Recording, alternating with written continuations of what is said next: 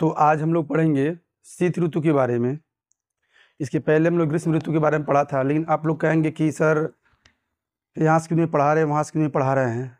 हाँ, ग्रीष्म ऋतु के बाद थोड़े से वर्षा के टॉपिक आते हैं, लेकिन वर्षा के टॉपिक को हम एक अलग टॉपिक बनेगा, उसका एक अलग भाग बनेगा। पहले हम लोग प्रेजेंट टाइम में जितने ऋतुएँ होती हैं उनको पहले पढ़ लेते हैं। तो शीत ऋतु के बारे में आज हम लोग थोड़ा सा बेसिक बातें को जानेंगे, इसका नेक्स्ट पार्ट भी कल मिलेगा, ठीक है ना।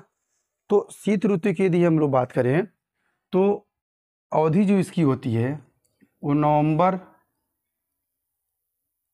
से आरंभ होकर फरवरी तक होता है। लेकिन अगर हम बात करें, जनवरी और फरवरी में सबसे अधिक ठंड होते हैं।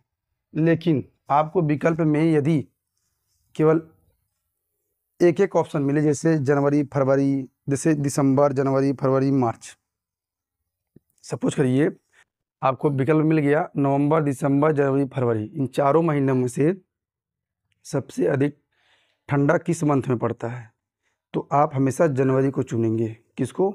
जनवरी को। तो जनवरी के माह में ठंड अधिक पड़ते हैं। बात समझ में आ गई। फरवरी इसलिए लिया गया है क्योंकि 15 फरवरी के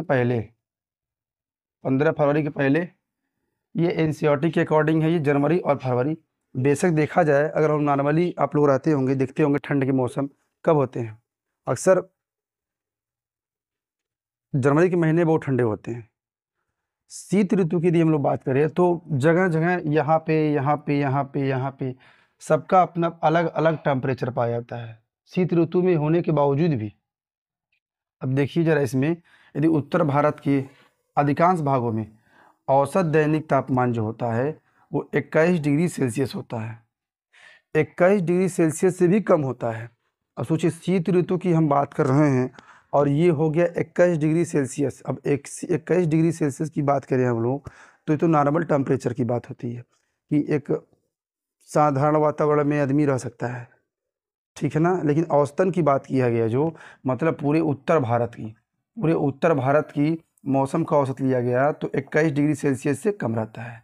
ऐसा क्यों किया गया? क्योंकि शीत ऋतु में होने के बावजूद भी यहाँ तमिलनाडु की बात कर लें और राजस्थान की बात कर लें और इधर जम्मू कश्मीर की बात कर लें तो सब जगह अलग अलग टेम्परेचर पाए जाते हैं शीत ऋतु के होने के बावजूद भी। आगे आपको और चीज़ें भी बताएंगे, थोड़ा बने रहिए साथ में। दिन की अपेक्षा रात्रि का तापमान काफ़ी कम हो जाता है। देखिए जो शीत ऋतु में जो दिन में टेम्परेचर होता है उसकी काफ़ी अपेक्षा रात में टेम्परेचर कम हो जाता है। अब कहाँ पे होता है? देखिए पंजाब और राजस्थान में 0 से भी नीचे हो जाता है। अब सोचिए 0 से भी नीचे हो जाता है। शीत ऋतु की बात बता रहे हैं। शीत ऋतु में ही पंजाब और राजस्थान की यदि हम लोग बात कर लें तो टेम्परेचर वहाँ 0 से भी नीचे हो जाता है रात में, और दिन में टेम्परेचर कुछ और होता है। दिन में टेम्परेचर आपको कुछ और मिलेगा और रात में आपका टेम्परेचर 0 से भी कम हो जाता है, -1 हो जाते हैं, -2 हो जाते हैं, बहुत कम, -1 से कुछ और कम हो जाते हैं, ठीक है ना। तो इस तरीके से आप समझ सकते हैं कि शीत ऋतु हर जगह भारत में हर जगह अलग अलग टेम्परेचर होते हैं। शीत ऋतु होने के बावजूद भी उनका तापमान हर क्षेत्र में अलग अलग है। ऐसा क्यों होता है? क्योंकि देखिए अगर राजस्थान की यदि हम लोग बात करें तो ये समुद्र तट से अधिक दूरी पर स्थित है, समुद्र तट पे अधिक दूरी पे स्थित है। इसी वजह से शीत ऋतु में रात्रि के समय राजस्थान में टेम्परेचर कम होता है। और इसका एक कारण और भी है, अभी जब पढ़ाएंगे तब डिस्कस करेंगे, छोड़िए इन सब बातों को, क्योंकि अब यहाँ समझेंगे कुछ टॉपिक ऐसे हैं जो हम लोग वर्षा जब पढ़ेंगे तब क्लियर होगा, ठीक है ना। तो बस शीत ऋतु अब इतने तथ्यों को बस देखते रहिए कि नवंबर मास से प्रारंभ होता है, फरवरी तक होता है। सबसे अधिक ठंडा जनवरी फरवरी में होता है। अगर ऑप्शन में आपको जनवरी मिलता है तो आप जनवरी मारिएगा, ठीक है ना। उसके बाद 21 डिग्री सेल्सियस जो पाया जाता है उत्तर भारत का, पूरे उत्तर भारत का, यहाँ से करके रखा है, पूरे उत्तर भारत का ये करके रखा है ना। उत्तर भारत का औसत देखा गया 21 डिग्री सेल्सियस से भी कम होता है, केवल उत्तर भारत का। यहाँ से उत्तर भारत, देखिए करके रेखा, उत्तर भारत और दक्षिण भारत। तो उत्तर भारत का जो औसत निकाला गया वो टेम्परेचर शीत ऋतु में 21 डिग्री सेल्सियस से भी कम होता है। पंजाब और राजस्थान में 0 से भी नीचे हो जाते हैं। रात्रि के समय वहाँ का टेम्परेचर 0 से भी कम हो जाता है। इस ऋतु में भारत का ठंडा स्थान, ये पूछा क्वेश्चन है, लद्दाख जो द्रास भी कहते हैं, ठीक है ना। तो शीत ऋतु में सबसे ठंडा स्थान की बात करें तो द्रास है, जो द्रास लद्दाख में पड़ता है।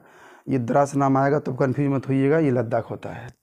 उसके बाद देखेंगे शीत ऋतु में उत्तर भारत में अधिक ठंड पड़ने के कारण, शीत ऋतु में उत्तर भारत में अधिक ठंड पड़ने का मुख्य कारण 3 कारण हो सकते हैं। देखिए 3 कारण हो सकते हैं उत्तर भारत में अधिक ठंड पड़ने का 3 कारण है। हम पहला कारण लिखे हुए, थोड़ा समझेंगे क्या क्या। राजस्थान, पंजाब और हरियाणा। राजस्थान, पंजाब और हरियाणा राज्य समुद्र के समकारी प्रभाव से दूर स्थित होने के कारण, हमने बताया नहीं कि उत्तर भारत में शीतकाल में, शीत ऋतु में यहाँ पर अधिक ठंड पड़ने का कारण ये है कि समुद्र तट से इनकी दूरी होती है। पहला कारण महाद्वीपीय जलवायु से प्रभावित रहते हैं। वही बात कि समुद्र तट से क्या है, इनकी दूरी अधिक है। तो इसके 2 रीजन और है, हमने 3 कारण तो बताया, इसके 2 रीजन और है। वो 2 रीजन नेक्स्ट टॉपिक में मिलेगा, नेक्स्ट वीडियो में मिलेगा। और आप लोग मेरे क्लास को अधिक से अधिक शेयर करें। यदि आप पहली बार वीडियो देख रहे हो तो क्लास कैसा लगा सभी लोग जरूर बताएं। बस आज की क्लास में इतना ही। कल इसका 2 रीजन के साथ और कोशिश करेंगे थोड़ा लॉन्ग वीडियो बनाने का। हम थोड़ा समय का अभाव है और कोई बात नहीं है। बस इतना ही। नमस्कार।